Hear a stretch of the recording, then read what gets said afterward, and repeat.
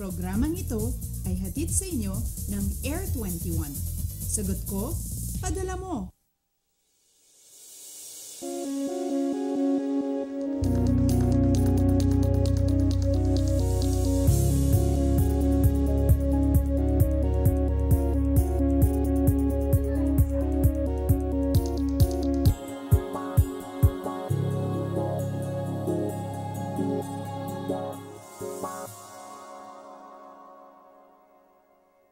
Mayap, Aabak, Luzon, Malipayong, Adlaw, Visayas, Mapia, Kapipita, Mindanao. Kamusta po ang gising ninyo? Midweek na naman. Naku, wag niyo pong isipin na kalahati pa ang bubunuin natin for this week ha. Ang tingnan na lamang po natin, kalahati na ng linggo ang lumilipas at kaunting sipag na lamang ay weekend na naman. Stay positive lang at ugaliing tumingin sa brighter side ng ating buhay.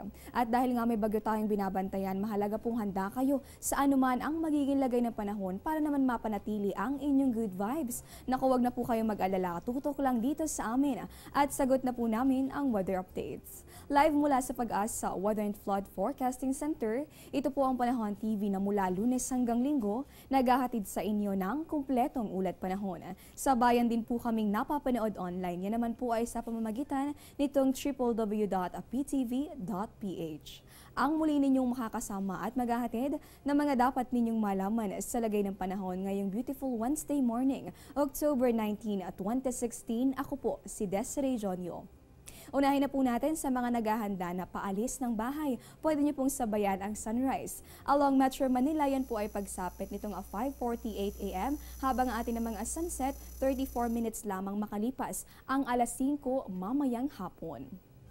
At para bigyan po tayo ng update sa ating mga binabantayang at sama ng panahon dito sa Philippine Area of Responsibility, makakapanayam na po natin ng live. Wala pong iba kundi si Pag-asa Weather Forecaster Shelly Ignacio. Good morning po, Ms. Shelly. Unahin na po natin, ano po bang update sa Bagyong Lawin?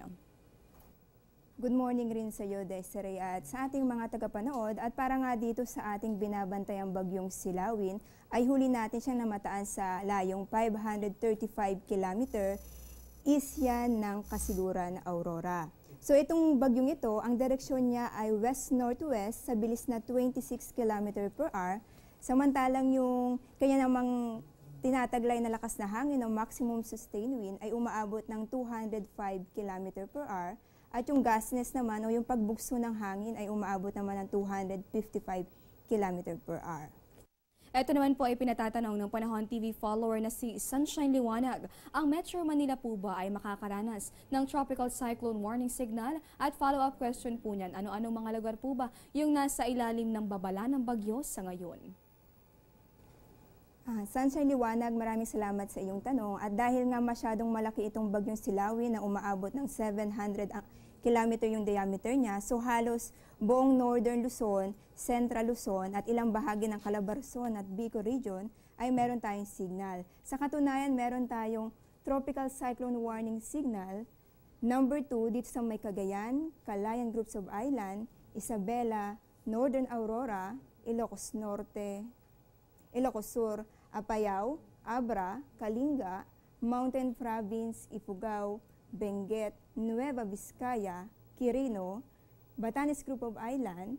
Signal number 1 naman dito sa may Batanes Group of Island, La Union, Tarlac, Pangasinan, Nueva Ecija, rest of Aurora, Zambales, Pampanga, Bulacan, Northern Quezon, kasama nitong Pulilo Island, Bataan, Rizal, Laguna, Camarines Norte, Camarines Sur, Catanduanes at itong ang Metro Manila. Alright, nalaman nga natin na maraming bahagi pala nitong Luzon yung isinailalim na sa Tropical Cyclone Warning Signals. Kaugnay po niyan, pinag-iingat yung ating mga kababayan doon po sa mga nabanggit na lugar. Dahil bukod doon sa mga pag-ulan, inaasahan din natin yung hangin. Depende po yan sa kung ano nga Tropical Cyclone Warning Signal ang nakataas sa inyong mga lugar. Ito naman po, Michelle, nitong mga nakalipas na araw, nababanggit po na maaring lumakas sa pagiging isang ganap na super typhoon itong ating binabantayang Bagyong Lawin. Kapag sinabi po ba nating super typhoon, ano po ba yung mga senaryo na dapat asahan ng mga lugar o lugar na tatamaan ng ganitong klase ng bagyo?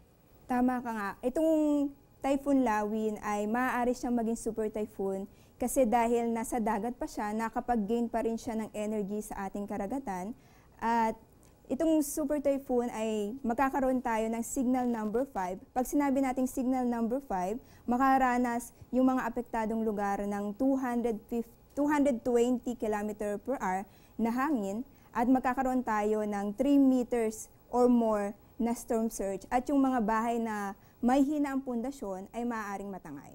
Alright, paalala na lamang doon sa ating mga kababayan, lalong-lalo na yung mga nasa Northern Luzon at sa ibang bahagi ng Luzon dahil nga inaasahan natin na malakas ito nga malalapit na bagyo dito sa ating mga kalupaan, doble ingat lamang at habang maganda pa yung panahon, samantalahin na yan para nga mapatibay palalo yung inyong mga tahanan. Ito naman po, Michelle, para po sa mga may lakad ngayong araw, ano po ba yung ating inaasahang magiging lagay ng panahon?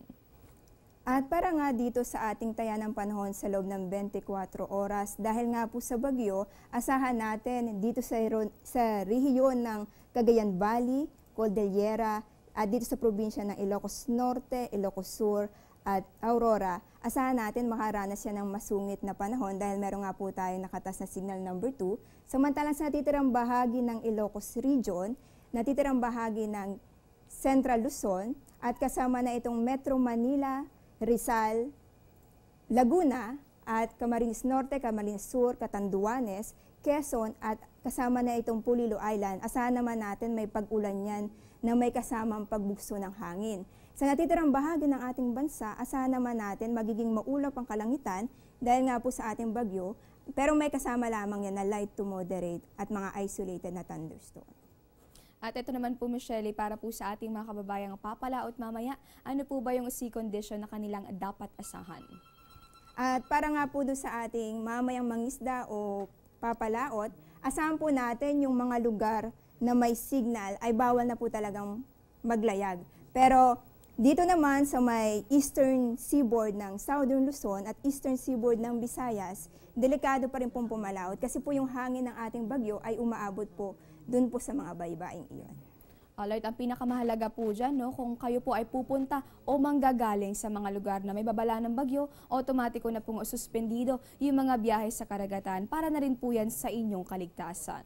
At nakapanayan po natin ang live, wala pong iba, kundi si Pag-asa Weather Forecaster Shelly Ignacio. Maraming salamat po, Michelle, sa inyong mga ibinahaging kaalaman sa amin ngayong umaga. At eto sa mga kanina pa nag-aabang, narito na po yung listahan ng mga lugar na nag-anunsyo ng class suspension ngayong araw. Batay nga dito sa anunsyo, all levels walang pasok ngayong araw ng Miyerkules sa Apayao, Cagayan, pati na rin sa bahagi nitong Ilocos Norte at sa may bahagi ng Likawan, Baay sa probinsya po yan ng Abra. All levels din o walang pasok sa Isabela, magpapatuloy na po yan hanggang October 20. Preschool to elementary hanggang preschool, elementary hanggang high school naman ang suspension sa bahagi nitong Mangkayan sa Benguet. Diyan lamang po kayo, magbabalik pa ang Panahon TV.